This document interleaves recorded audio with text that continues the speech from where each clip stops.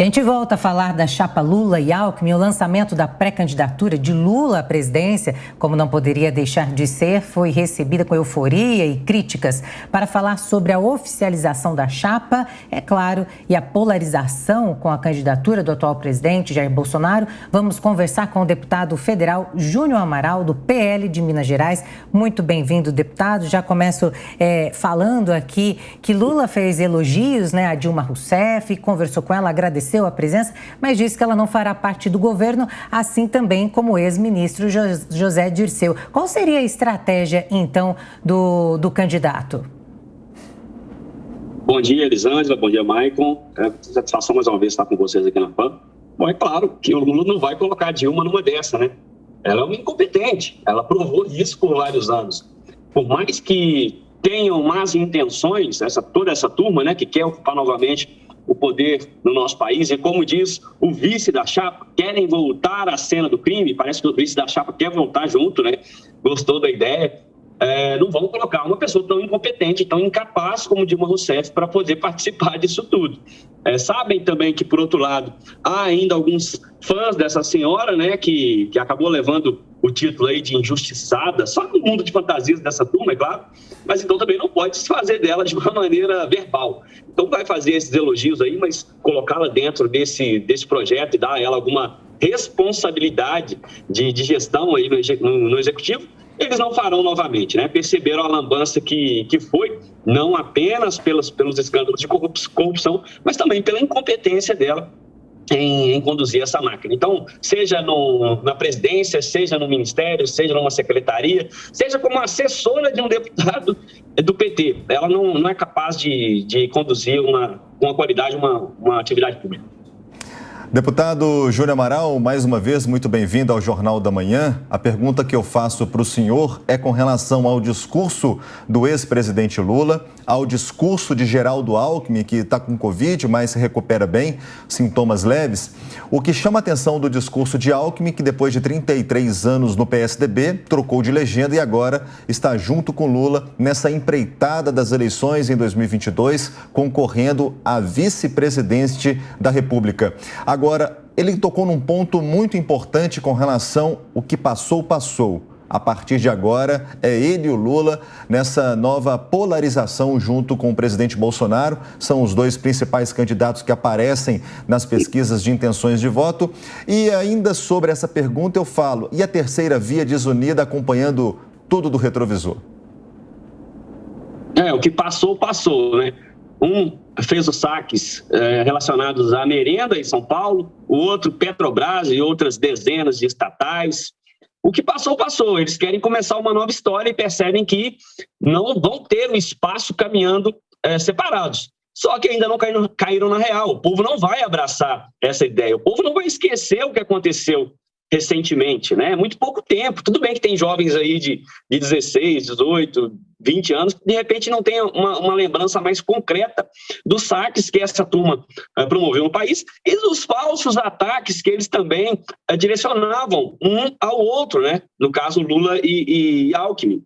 E estão contando com a memória curta do brasileiro. Não só pelos escândalos de corrupção, mas por essa falsa...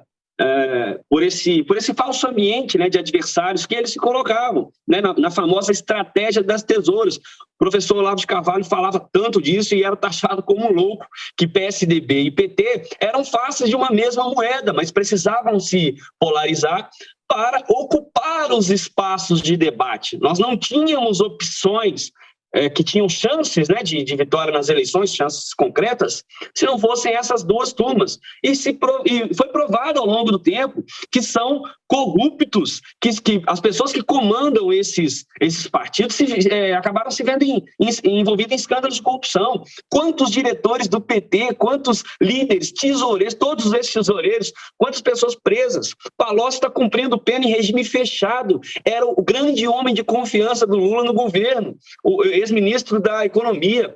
E no caso do PSDB, a mesma coisa. Outros escândalos de uma proporção um pouco menor, mas porque também estavam conduzindo estados, que na verdade são orçamentos menores, mas que também, na mesma medida, atrapalharam o andamento do país. Em relação à terceira via, não há. Eu tenho falado isso há muito tempo. Não há terceira via. Terceira via é uma saída que algumas pessoas tentaram encontrar para sair, né, dessa polarização, mas numa intenção clara de ocupar um espaço de poder que não seja do Lula, que não seja do Bolsonaro, mas que eles possam estar conduzindo. E também não há nenhuma pessoa nessa terceira via que tenha a boa intenção e capacidade necessária para alcançar esse espaço de poder, alcançar a presidência da República e conduzir a nação no rumo certo.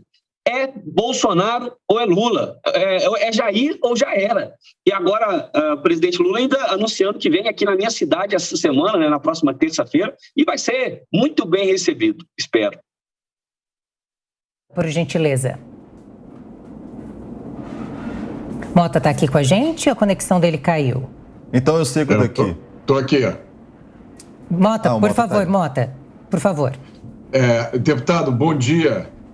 Eu gostaria de lhe fazer a seguinte pergunta. Tem muita gente aí dizendo em tom de piada que o Lula estaria fazendo campanha para o Bolsonaro, tendo em vista a insistência dele nessas pautas radicais, em algumas declarações assim muito complicadas, como essa história do apoio ao jovem que rouba um celular só para tomar uma cervejinha.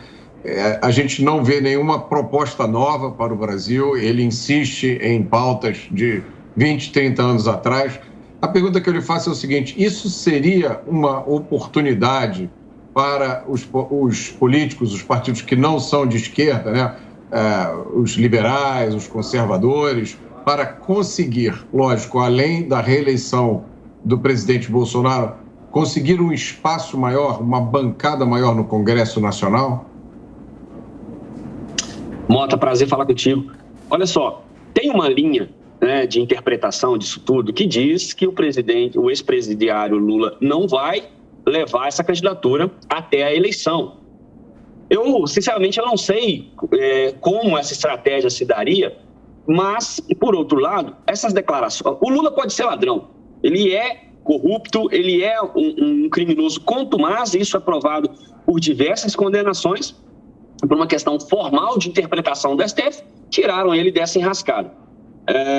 Mas a gente não pode dizer que o Lula é burro, né? Acredito que isso seja quase uma unanimidade em relação ao animal político que ele é, né? Por tudo que fez, né? Conseguindo inclusive chegar à presidência e ocupando espaço de poder muito importante.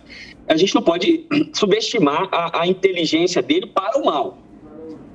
Eu tenho certeza que ele gosta de bandido. Todos nós sabemos, faz parte até da ideologia da turma. Porém, ele não seria ingênuo de fazer declarações, como faz, né, em relação ao bandido que rouba o celular só para tomar uma cervejinha, sem ter noção das consequências disso.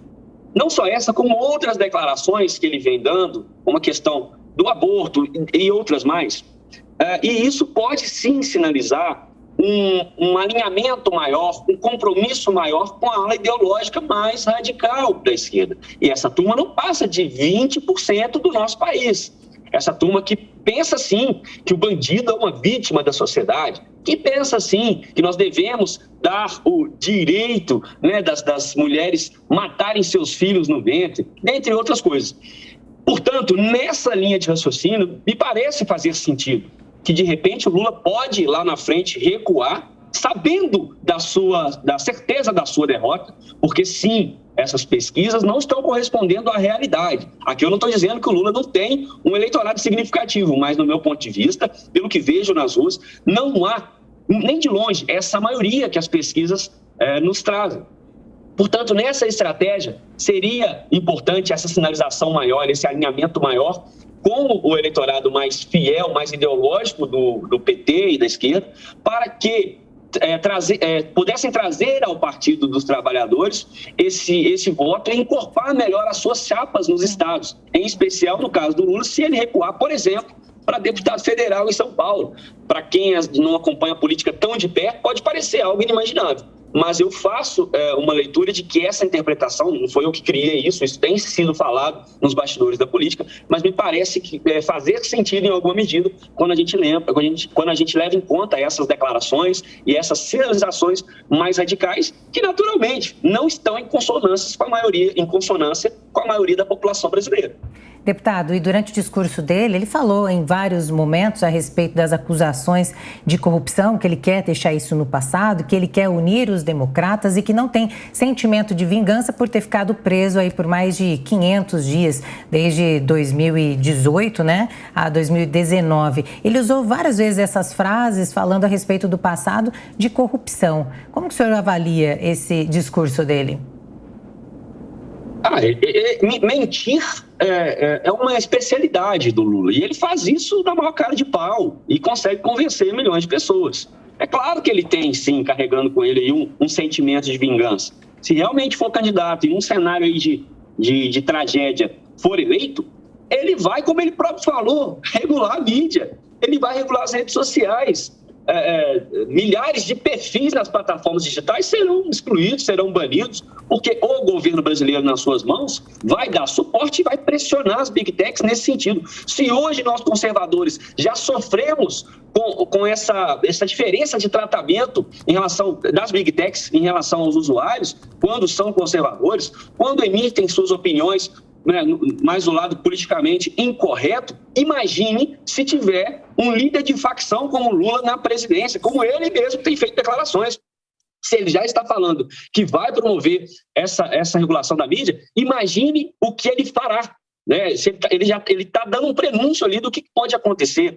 Lá na Bolívia, o boliviano, o ex-presidente, o Evo Morales, saiu, foi preso, foi tirado da presidência, se exilou na Argentina. A presidente que o sucedeu, né, estava conduzindo o país, veio a eleição, perderam a eleição, Evo Morales voltou, e onde está a presidente anterior a ele, que era representante da oposição, está presa. E lembrem qual é o crime que ela cometeu, do que ela está sendo acusada? Atos antidemocráticos. Não tem nada mais subjetivo do que isso para poder acusar alguém. Tem dúvida de que nós, parlamentares, formadores de opiniões à direita, vão enfrentar coisa parecida caso a facção criminosa PT volte ao poder? Ele está, sim, em alguma medida, deixando isso nas entrelinhas, mas vão fazer, talvez façam muito pior do que foi feito na Bolívia, e nós vamos caminhar rumo ao socialismo e à ditadura que aconteceu na Venezuela, e que a gente pode, sim, não tenham dúvida do que essa turma é capaz. Eles têm um arrependimento muito grande de já não ter colocado um sistema muito mais rígido, também de regulação da mídia, também mais voltado à ditadura, na sua passagem no governo. Então, se eles voltarem, não tenha dúvida, pelo que eles sofreram em relação à justiça, né, nesses anos, pelo menos por um período, né, agora está tudo sendo desfeito recentemente, e eles sendo colocados nas ruas como se fossem inocentes, eles vão sim aproveitar essa chegada no poder, caso ela ocorra, né, e aí eu vejo num cenário mais trágico, né, eu prefiro acreditar que isso não vai acontecer, mas se acontecer e eu estiver errado, nós podemos esperar que o Brasil vai ser de vez destruído. Deputado federal Júnior Amaral, o senhor tocou num ponto que eu queria falar com o senhor, eu queria até uma breve resposta, porque a gente está em cima do tempo. O senhor disse agora há pouco sobre as pesquisas de intenções de voto, que não refletem a realidade. Na opinião do senhor e também de aliados do presidente Bolsonaro, que sempre vem criticando essas pesquisas veementemente, no entendimento frio do senhor, o que reflete a realidade? Quando a pesquisa de intenção de voto divulgada para a imprensa, que é registrada no TSE, vai refletir a realidade para vocês? Maicon, olha só, eu não sou daqueles que quando uma pesquisa dá favorável a gente, comemoro não. Eu sou cético quanto a isso e eu me apego aos fatos. Lembrem das pesquisas para governador em Minas Gerais? Faltavam 5 dias para a eleição, o governador o ex-candidato, né, o Romeu Zema, tinha 11% a 13% nas intenções de voto. Abriram a urna, ele teve 43%. Primeiro turno, tá? Lembram da pesquisa aqui no estado também? Eu estou falando do meu caso aqui em Minas Gerais, porque é mais próximo a mim. Dilma Rousseff ganhava disparado no Senado. Abriram-se as urnas, ela ficou em quarto. A mesma coisa aconteceu na Prefeitura do Rio em relação a Flávio Bolsonaro, aconteceu no Senado do Rio em relação ao Senado também, que foi eleito Flávio Bolsonaro, que aí nas pesquisas até tinha um percentual de voto significativo, mas teve bem mais do que isso. E ainda o segundo senador eleito lá, que agora me fugiu o nome, que também figurava em quarto lugar e foi eleito em segundo. Então são vários exemplos concretos Brasil afora, e espantem ou não, achem coincidência ou não, sempre a favor da esquerda. Fernando Pimentel iria para o segundo turno aqui, que é também um líder de facção criminosa aqui em Minas Gerais. Só não foi preso porque era à época governador, mas é investigado no STF, é réu no STF, melhor dizendo. Então, as pesquisas nos trazem, numa história recente, fatos concretos espalhados pelo Brasil inteiro de que não é possível confiar. E, coincidência ou não, como eu disse, sempre desfavorável aos conservadores, sempre desfavorável à direita. O Jornal da Manhã conversou com o deputado federal Júnior Amaral, do PL de Minas Gerais. Deputado, muito obrigado pela participação, pelas explicações e também pela análise como um todo do que tem acontecido na política aqui no Brasil. Obrigado a vocês, tenham um ótimo trabalho, um ótimo domingo aí para todos. Felizes das Mães a todas as mães também.